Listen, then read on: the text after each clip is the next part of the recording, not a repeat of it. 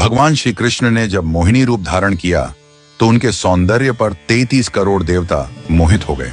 सभी देवताओं ने मन में यही कामना हुई कि ऐसी सुंदरी उनकी पत्नी बन जाए, परंतु केवल एक देवता ऐसे थे जिनके मन में मोहिनी के प्रति इस तरह का भाव नहीं आया। वे थे सूर्यदेव। सूर्यदेव ने मोहिनी रूप को देखकर मन ही मन कहा, यदि ये मेरी पुत्री बन जाए तो मेरा जीवन धन्य हो जाए। सूर्यदेव की इस भावना को समझकर भगवान श्री कृष्ण ने उनकी ओर कटाक्ष किया और संकेत किया कि उनकी इच्छा पूर्ण होगी। समय बीतने के बाद सूर्यदेव ब्रजभूमि में वृषभानु महाराज के रूप में अवतरित हुए। वृषभानु जी ने तपस्या की और ब्रह्मा जी से प्रार्थना की कि उन्हें ठाकुर जी की पुत्री के रूप में प्राप्ति हो। ब्रह्मा जी ने उनकी प्रार्थना को श्री हरि तक पहुंचाया। ठाकुर जी ने विचार किया कि वे नंद यशोदा और देवकी वासुदेव के यहाँ पुत्र के रूप में जन्म लेने वाले हैं, लेकिन प्रेम की स्थापना के लिए एक विशेष अवतार लेना होगा। ठाकुर जी ने अपने रूप को दर्पण में देखा और उस दर्पण में उन्हें ऐसा रूप दिखाई दिया जो स्वयं ठाकुर जी को भी मोहित कर गया। यह रूप ठाकुर जी का ही स्त्री रूप था। उन्होंने इस रूप को स्थिर किया और लक्ष्मी जी के वस्त्रों, आभूषणों और श्रृंगार सामग्री का उपयोग करके इस दिव्य स्वरूप को सजाया।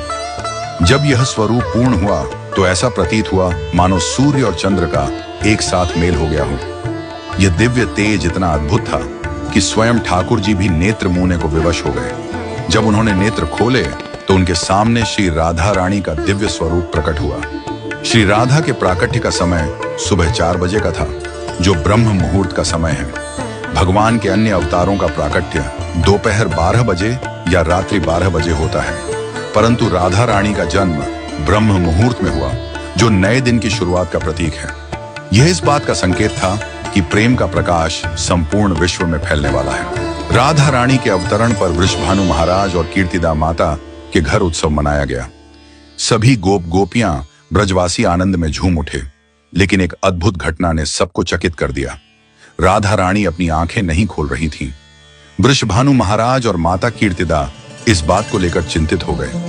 कई साधु संत और विद्वान उनके दर्शन करने आए, लेकिन किसी के भी प्रयास से राधा रानी ने अपनी आंखें नहीं खोली। तभी देवताओं के आग्रह पर नारद मुनि वहां आए। उन्होंने राधा रानी के पास बैठकर उनकी स्तुति की। नारद मुनि ने जैसे ही स्तुति गाई, राधा रानी ने पहली बार अपनी दिव्य नेत्रों से नारद मुनि की ओर देखा। उस समय राधा रानी का स्वरूप ऐसा था मानो मृग नयनी सुंदर बालिका अपने पालने से झांक रही हो।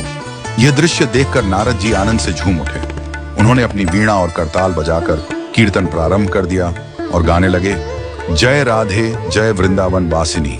वृषभानु महाराज यह